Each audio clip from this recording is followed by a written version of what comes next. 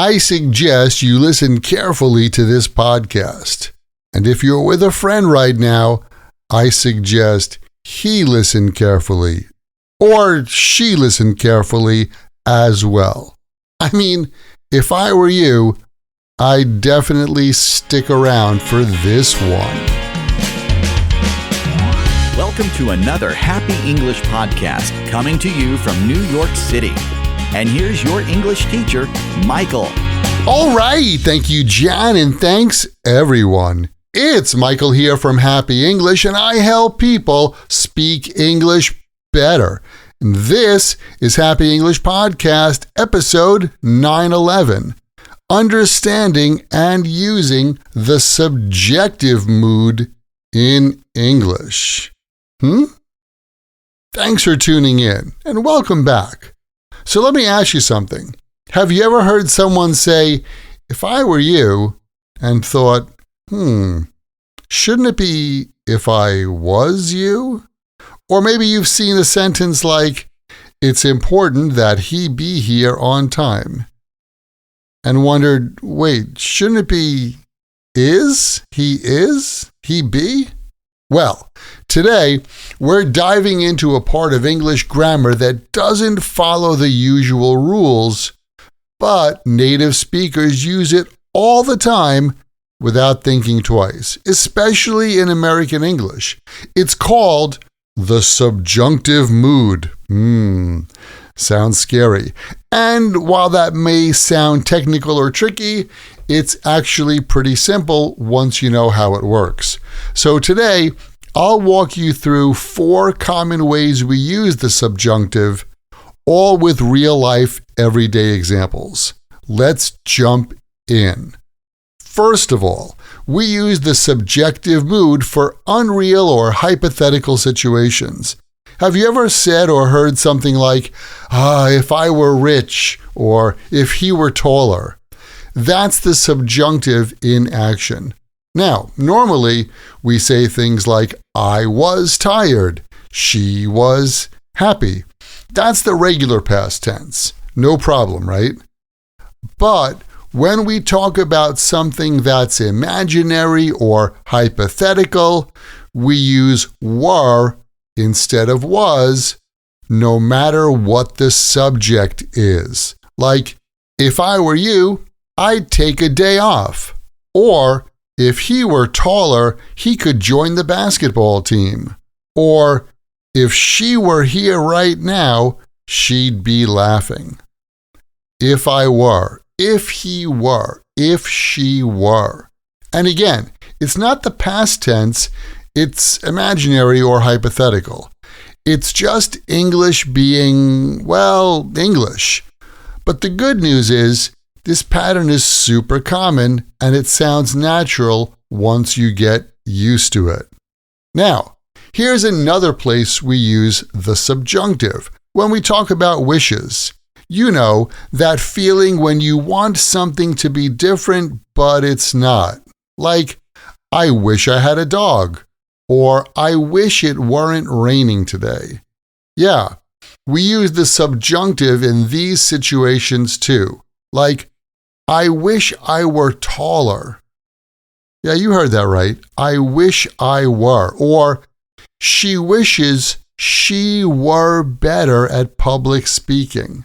Or like what your coworker says on Wednesdays, don't you wish it were Friday already?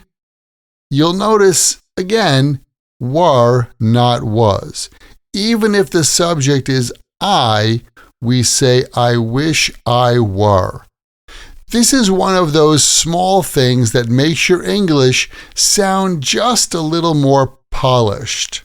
All right, fasten your seatbelts because the next one may surprise or even shock you. We use the subjunctive mood after verbs like suggest, recommend, demand, and insist, and after phrases like it's important that. This happens a lot in business, formal emails, and even news reports. Like, I told my boss that Jack has a fever, and the boss said, I suggest he take the day off. Yeah, you heard that right. I suggest he take, not he takes. I suggest he take a day off. Here's another example. Notice the verb. The manager insisted that she be on time. She be. Yeah. Or it's important that everyone be prepared for the exam on Friday. And again, notice I didn't say he takes or she is. We dropped the S and just used the base verb. I suggest he take the day off. The manager insisted that she be on time. Yeah, we also do this with the base verb. Like, it's essential that she be informed. Or, they demanded he be removed from the group chat. My doctor recommended that I rest. Now, I'll be honest with you. In casual conversation, some people don't always follow this rule. You might hear, it's important that he is here. And that's totally fine in spoken English. But knowing how the subjunctive works will help you understand and sound more natural, especially when things get a little formal. Okay, finally, there are a few fixed phrases that use the subjunctive, and they're kind of fun. Be that as it may, which we use to acknowledge something while suggesting it doesn't change your opinion. Like, yeah, I know we're busy, but be that as it may, we still have to finish the project. Or, if need be, which means if it's necessary, and is very common in formal or polite speech, like, we can stay late to finish if need be. Heaven help us. This is a dramatic way to say we're in trouble or to express worry, like, if we lose power again during the storm, heaven help us. Truth be told, this is a fancy way to say, to be honest, like, truth be told, I wasn't really ready for the exam. I should have studied more. And then probably the most well-known subjunctive phrase, thanks to the Beatles, is let it be, which is a way of saying don't change it or accept it the way it is.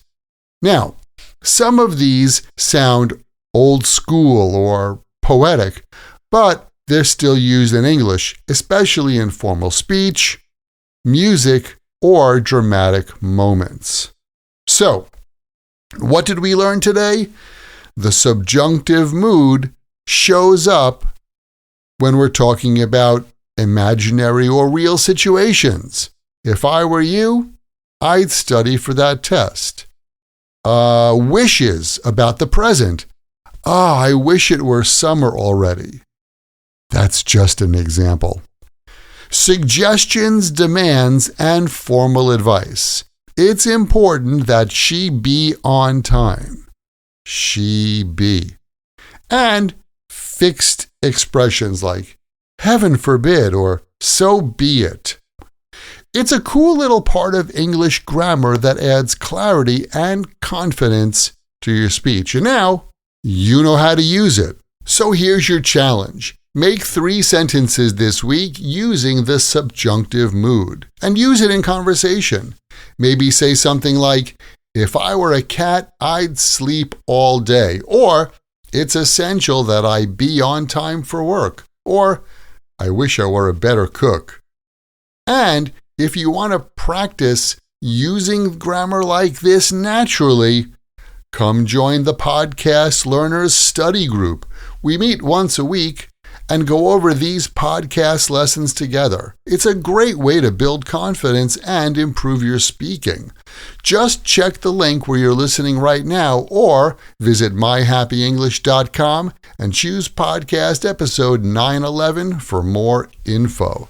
Thanks for listening. And remember, Learning another language is not easy, but it's not impossible, and I'm here to help you on your journey. This podcast is brought to you by Happy English. Please visit myhappyenglish.com. Show your support for Happy English by leaving us a review. Get English, get happy, Happy English.